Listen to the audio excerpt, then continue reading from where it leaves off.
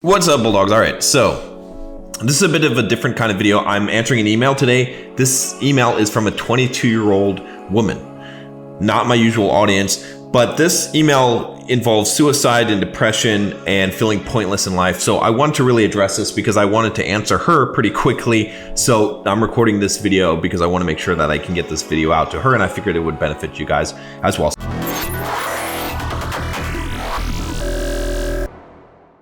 Before we jump into it, I am John from BulldogMindset.com. If you're just joining me for the first time, make sure you click that subscribe button on this channel. I teach you how to be a man, how to build financial independence, how to get the physique you want, how to get the girls you want. And yes, I have mixed that up a little bit. So you pattern interrupt, click the bell, click the like button, and take the Bulldog quiz up in the cards. All right, so let's just jump right into this.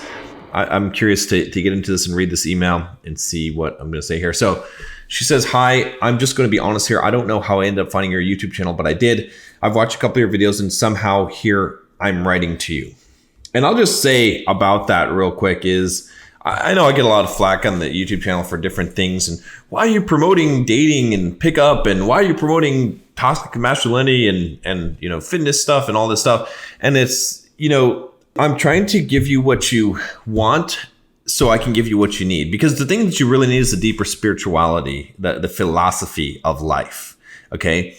What you want is you want to get laid, you want to make money, you want to get fast cars, those type of things in life. Maybe you want to build a business, you want to do those things, but those aren't the important things, right? No, you want to get the physique that you want. It's the more important thing. So anyway, I just had to say that so you guys understand what the real purpose is. I teach you guys some of those things and some of the content I make because I think it's part of life. It's good, but it's not the thing that's actually going to be valuable to you. Like the Stoic philosophy, the things that are a little bit harder to digest.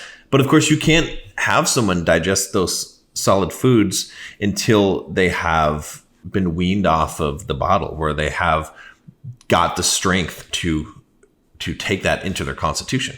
And so a lot of this channel is about growing you up as a man, as a woman, perhaps too, if you're a female watching this channel, but more focused so on men, so that you can take that solid food, so you can actually find the things that will actually give you the real nourishment that you need in life. All right. So with that said, I'm a 22-year-old female with all the cliche problems that I'm assuming many people have told you before, but still all these problems are messing up with my mind. Well, like everyone else, with a pretty shitty self-esteem, I'm ugly, not your conventionally pretty girl type that guys would fawn over.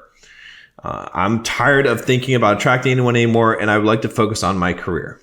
Okay, so here's one thing I would say about this, and this is a little bit different because I don't usually approach this from a woman's perspective. Now, I'm going to be bluntly honest, okay? I have to be bluntly honest.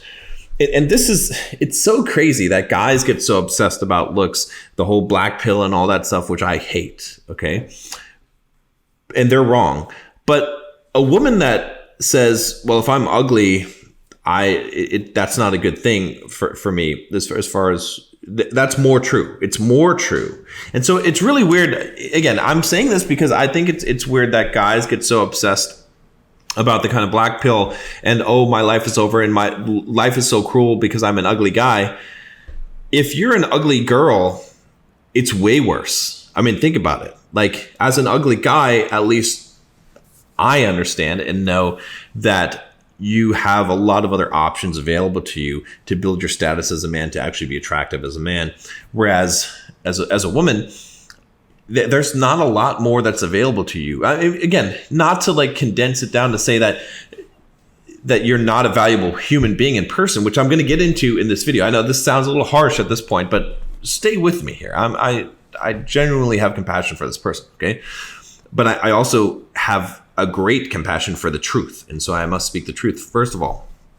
And so what I'm saying is that men have a lot more options than women do as far as attraction goes, because there is sort of a market value, let's call, as Rollo Tomassi says, the sexual market value of people in the world. And then there's the real value of a person, what I call the intrinsic value, sexual market value and intrinsic value. So guys on the sexual market value, primarily status is a thing, right? That's why guys that are older have a higher SMV value all right, in my opinion, or have the potentially higher, let's put it that way.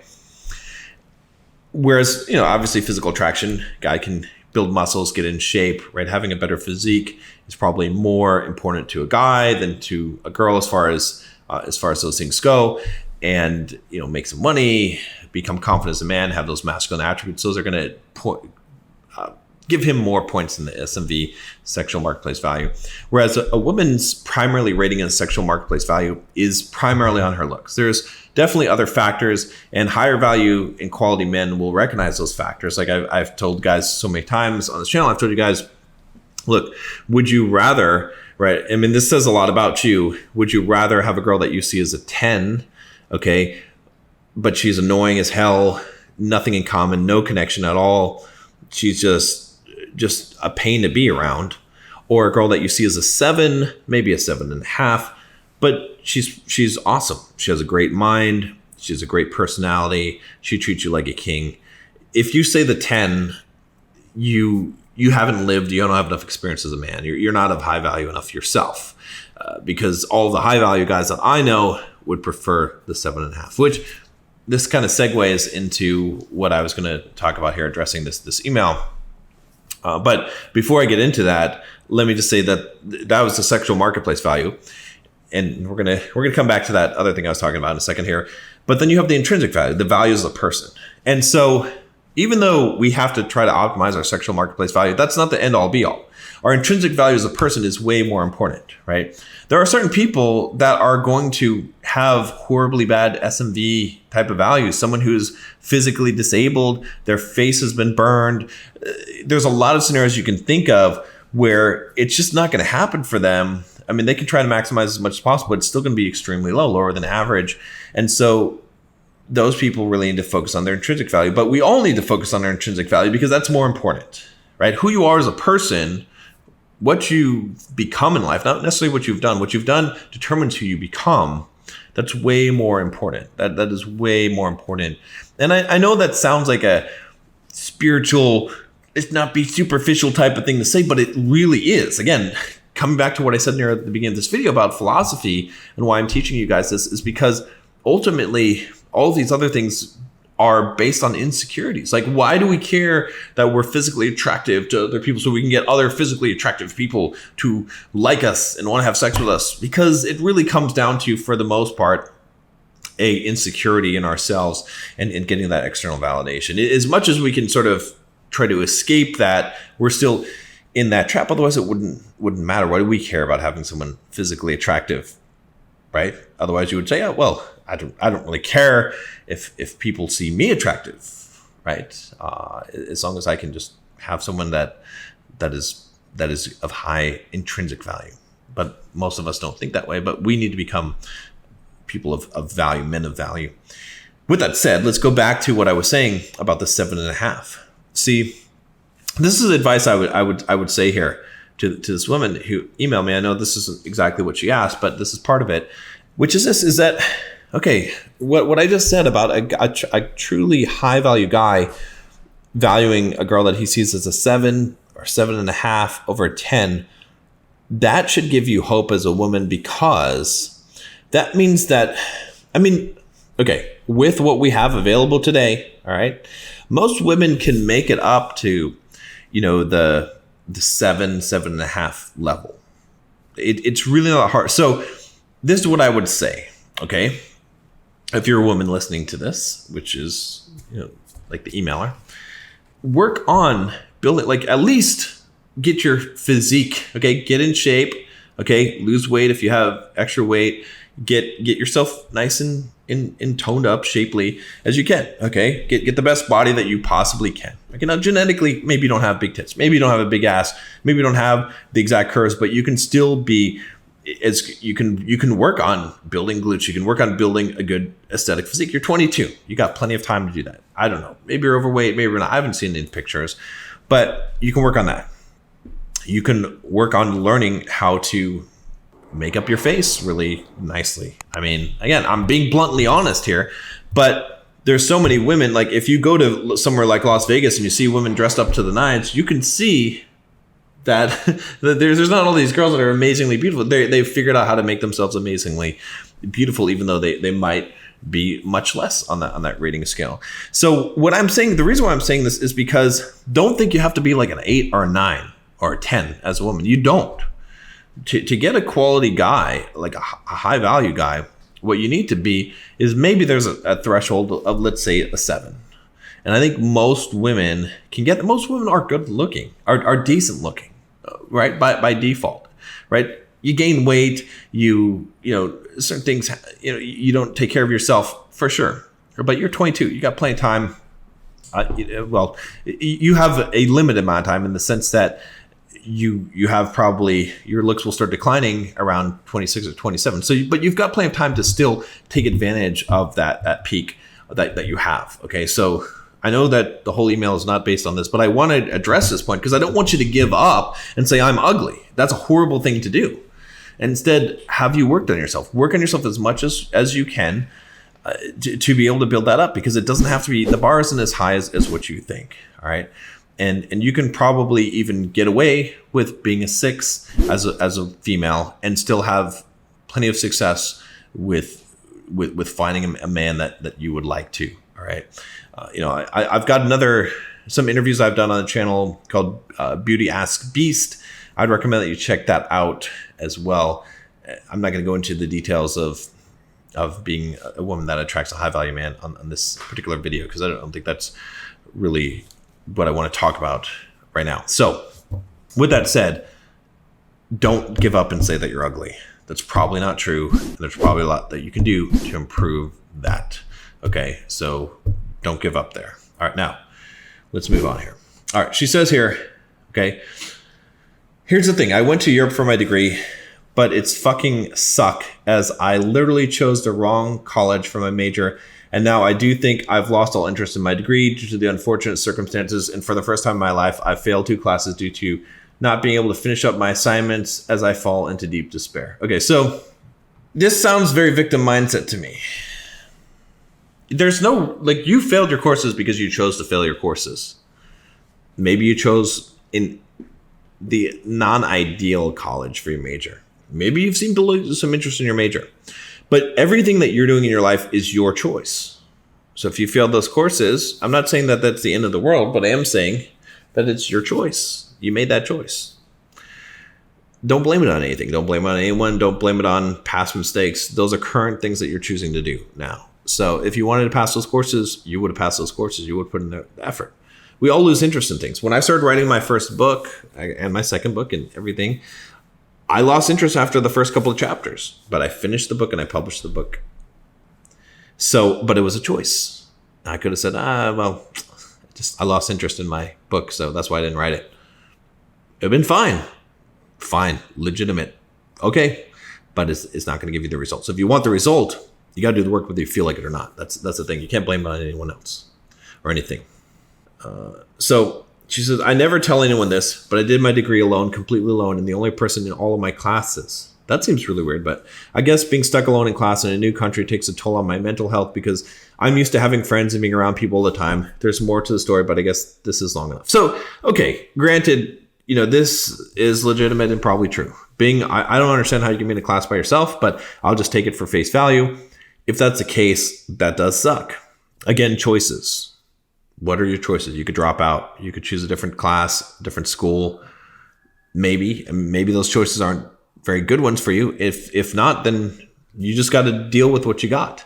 You're 22. You're young. You got plenty of time to make friends, and it's going to make the situation more difficult. But what you have to do when you're in these difficult situations, guys, is you have to change the frame. You have to come up with a mental frame that makes sense, right? It's up to you to come, because sometimes things are going to suck and it's really just your perception. You have to change your perception. There's a really good book, Viktor Frankl, Man's Search for Meaning. I've recommended it multiple times, but in that book, Viktor Frankl talks about the idea that it's like what happens between the stimulus and the response, like something that happens to you, and then how you respond is your interpretation of it. You have this will, this choice that you make. And so a lot of times when stuff that someone would say is bad happens to me, I just reframe it. I just my business partner, my previous business partner, he used to always be like, I don't even want to tell you what happened, John, because I know what you're going to say. What am I going to say? He says, you're going to say, well, that's good because. And it's true. You can give me the worst thing and I'm going to say, well, that's good because that's what I do. Because nothing else makes logical sense. So if you're isolated in a classroom by yourself, just start reframing that. Say, well, that's good because it's harder. Well, that's good because I can only focus on my schoolwork, and this is going to develop me as a person. Is I can learn to work and to accomplish things in isolation. Then that's going to teach me an important lesson in life and make me stronger. It's going to make me appreciate friends and social activities when I have those. Whatever it is that you need to tell yourself to make that story be the story that is going to make you successful and benefit from it, you have to, because you see, all of life, this whole thing, and where I'm going to get to in this email when we start talking about suicide and depression, is that you create meaning in life. You decide it. So you have to make that story a beautiful story. You have to make meaning out of meaningless things. And I think that there is inherent meaning in things, but it doesn't matter. You can't pretend, you can't play life like there is. See, I think that there is this cosmic force, if you call it this one consciousness. You want to call it God, you want to call it the universe. I think all things in life are happening for a specific reason. In fact, I was just thinking about this theory that this life is like a puppet theater. And when you see two puppets that are moving in coordination, that synchronicity, that you realize there must be a hand that's moving those puppets, because how can that data be communicated between those two? And I see that so much in life, and that makes me think that there is a hand. But regardless, your viewpoint has to be of you creating meaning out of things, because we can't know. And so we have to take the things that happen to us in life and we have to say, well, that's good because. We have to. Everything we have to believe happens for a reason, because there's no other logical thing that makes sense that will benefit us in life. It never helps us to take the negative. Moving on here. I'm not going to lie. I've been thinking of ways to kill myself, yet for some reason I managed to make it up to 2021 somehow. Something inside me is telling me that I can achieve in life I've been working to have. It's just that I need some support from anyone who's been through what I'm going through right now. So let me tell you something. First of all, okay, going back to that, there's a reason why you haven't killed yourself, because you're not meant to. You're not supposed to. All right. And let me tell you something else. In fact, leave a comment down below if you can relate to this 22-year-old girl here. If you've ever thought about killing yourself, or you felt that life is pointless, or if you've ever felt like you're a failure and you don't know why you can't just be like everyone else who's not a failure, and you feel like it's all hopeless and there's no way you're going to achieve the dreams that you want in life and all of those things. Because here we go. That's me. I've been there. We've all been there. You are literally speaking to, your message is reaching people who have gone through it. And you are literally helping other people, because you sent me this email, and now other people who are thinking that they're in isolation and only experiencing this by themselves are getting this message. So thank you. But let me tell you, okay, you've made it to 2021 for a reason. Everything that happens in life happens for a reason. You're here for a purpose. Okay. And you have something inside you that's telling you that you can achieve in life what you've been working to have. It's not that you just need some support from anyone who's been through it. That's the wrong thing. You can have it because you choose it, right? There's nothing holding you back except that your mind and time. One thing I like to think about is if you're on the right path, you might as well already be at the destination, because you're already going to get there. And so I start acting as if I'm already there. So maybe what you need to do in life is start acting as if you already have succeeded at and have accomplished what you want to accomplish in life, that you're already the person you want to become, because you effectively are. The only thing holding you back from that, if you get on the right path, and I believe that you're going to be on that right path, is time. So go ahead and take credit. Go ahead and pretend to be the person who you will eventually become. Start acting as that. Might as well start living that life now. If you had a check for $100 million that was coming to you, and it was in the mail and it was guaranteed to be here in a week, would you wait till you got the check Now, before spending some of that money or living like a person who has $100 million, let's say it was going to arrive in a month. No, some of you would say, yeah, I would wait. I want to make sure. No. You're sure. It's absolutely going to be there. There's no way that it's not going to be there. If you were sure of it, how would you live right now? You would live like a person who had $100 million in their bank account. The only reason why you wouldn't act that way is if you're unsure of it. So be sure of it. You will become that person. So start acting like that person.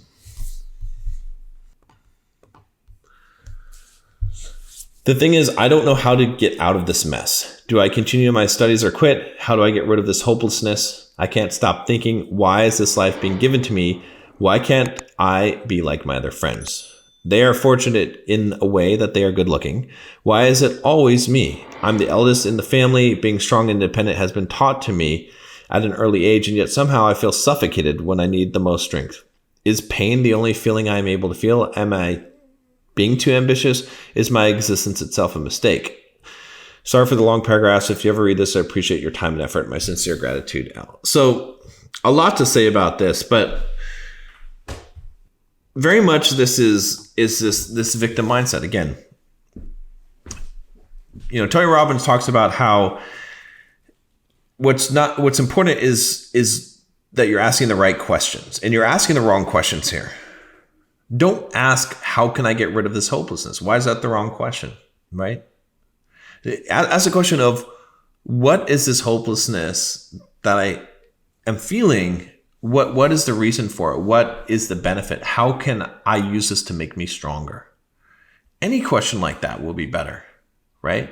You're never going to get rid of hopelessness just by trying to get rid of hopelessness. You get rid of hopelessness by taking action and doing things. You get rid of hopelessness by believing that the future will be better if it's better one step at a time. What I mean by that is that many times in life we get caught up in wanting something out of the future, and we don't think about that all we have to do is incrementally improve, right? James Clear wrote a really good book called Atomic Habits. Okay, I've had him on the channel before as well. I will put a link to that. And he talks about this 1% rule, 1% better every day. In fact, there's a YouTube channel called 1% Better Every Day. All right. The idea is that if you just improve by 1% every day, that you will have like this exponential improvement over even a year. And so the way to get rid of hopelessness is just to realize that all you got to do is just be better than you were yesterday, just 1% better. So just work 1% harder. Just improve yourself 1% each day. It's not that hard. And what you'll find is that you don't need to be hopeless, because you'll see a direction. You keep as far as thinking like, why is this life being given to me? Why can't I be like my other friends? They're fortunate. They're good looking. Why is it always me? It isn't. It's just a perspective that you have. Right? Think about it. I mean, are there people that are worse off than you, but are they better off than you? In the sense that, like, wherever you're at in life, there's probably someone who has it worse than you, but is handling it better. There's another really good book that could potentially change your life. It's called Tuesdays with Morrie. I'll put the book up here. I forget the author, but it's about this guy that's dying from ALS, and he's handling it very well. Okay, he's handling his life much better than people that aren't choking on their own food and losing control of their body and their muscles are handling their life. So it's all relative. It's all how it's not even relative. It's not even the word. It's about how you're framing things. You might think, okay, well, your friends are more attractive than you. There are people that have it worse, but that doesn't matter. It's all about how you decide what the story that you tell about yourself. I mean, you're alive. You have the ability to get an education, to become what you want. You're young. You have your youth. You have so much possibilities in your life. There's so much to explore, so much to learn, so much you can create in life, so much potential that you still have. So you can't say, why is it always me? If you have that viewpoint, again, Tony Robbins would say this is a bad question to ask. Don't ask, why is it always me? That's a wrong question. That's assuming in there's a premise that's hidden in there is that it's always you. That's not true. It's not always you. There's two kind of viewpoints that people have. Some people have this viewpoint that God is this big, has his thumb and he's pushing down on them. And there's other people that have this viewpoint is that I live a semi-charmed life. Nothing that I do, I deserve. Like I just get all of this good stuff that happens to me. And you can have the exact same life circumstances and have either viewpoint. It's all up to you how you interpret it. It's all perspective. You can choose to have the perspective that everything happens for you for good, that everything happens for a reason. Or you can have a perspective that it's all bad. It's all up to you to make that choice. So here's the thing. Here's what I'd say. Is pain the only feeling you're able to feel? No. Are you being too ambitious? No. Is your existence itself a mistake? No. There are no mistakes. You're thinking too much about this. You're concerned too much about yourself. You're concerned too much about reality working the way that you want it to work. See, it's this fighting against reality that causes us suffering. See, pain is not optional. If you smash your hand with a hammer, your thumb with a hammer, you will feel pain.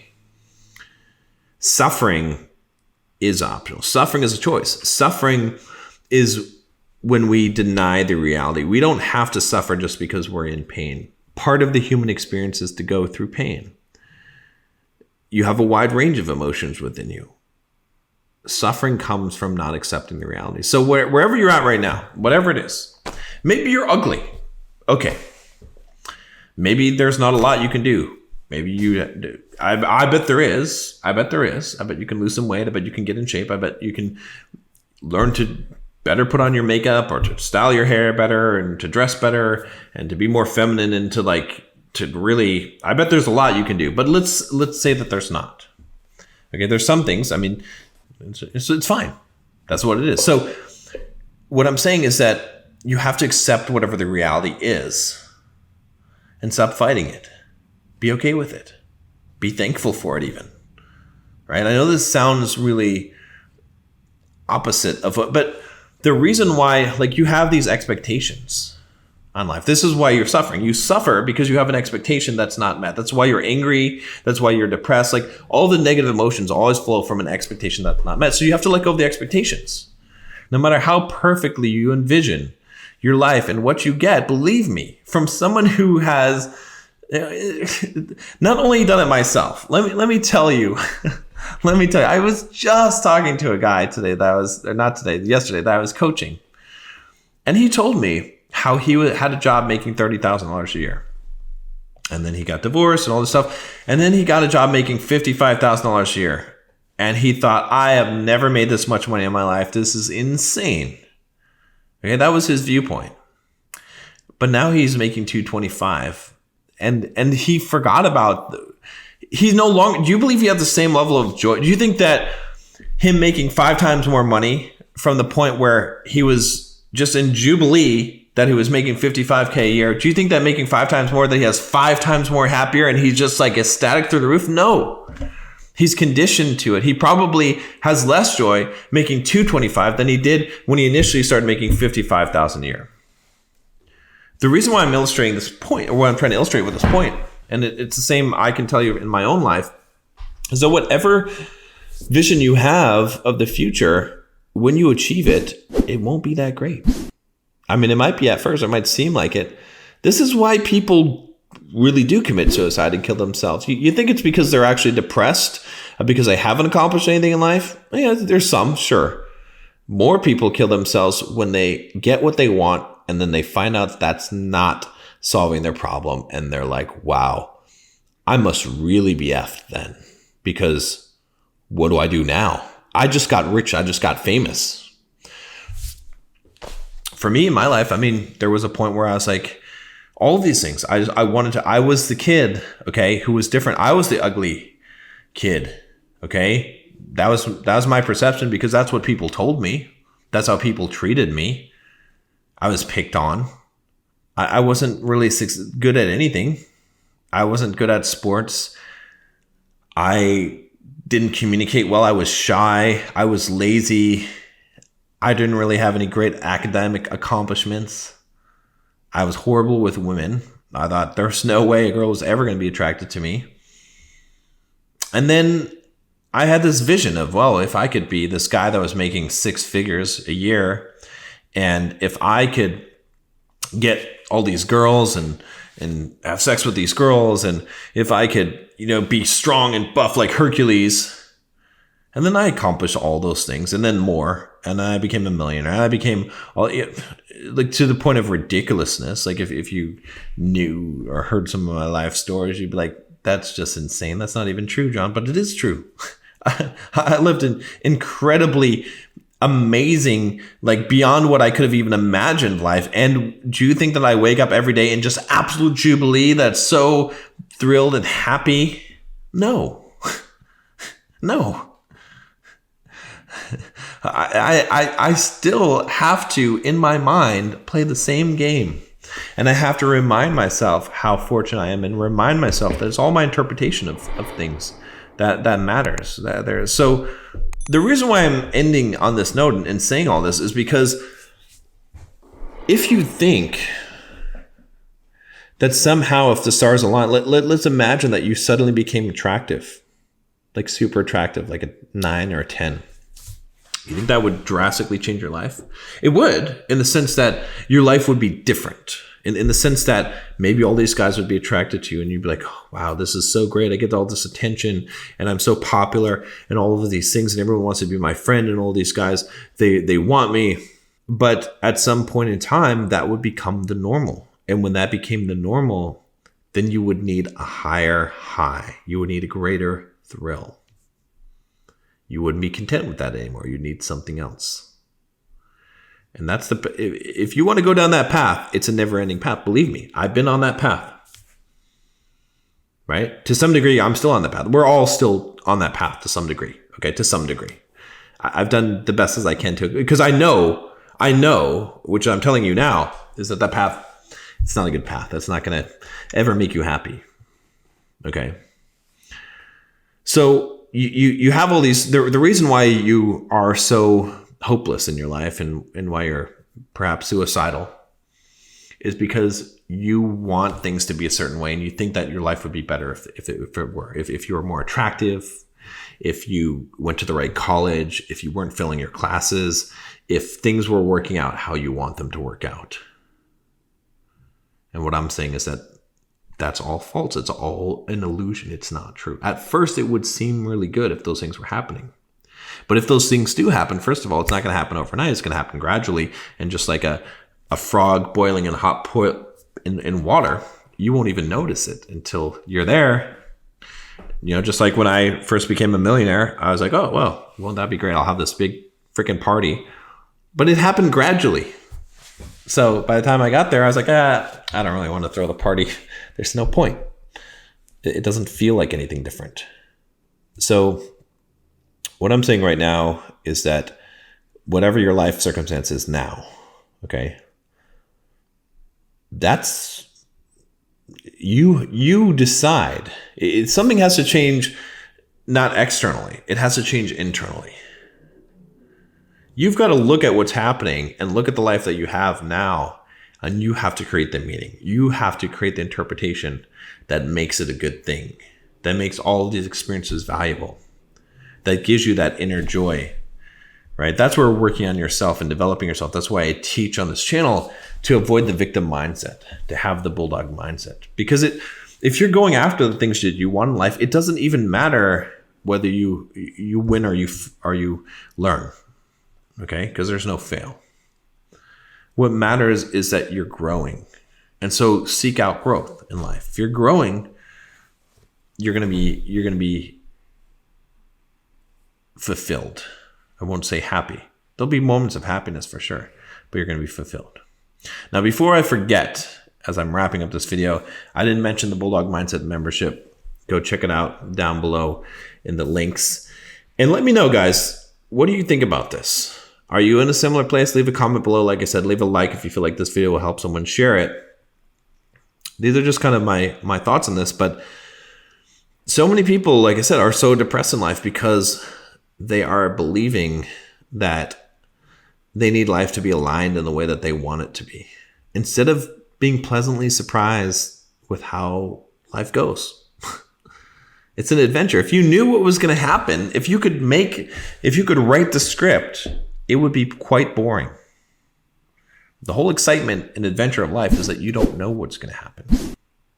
Is that you can't make it happen. Now, you can move things in your direction, of course, but you cannot expect the results. You have to do the work for the work's sake.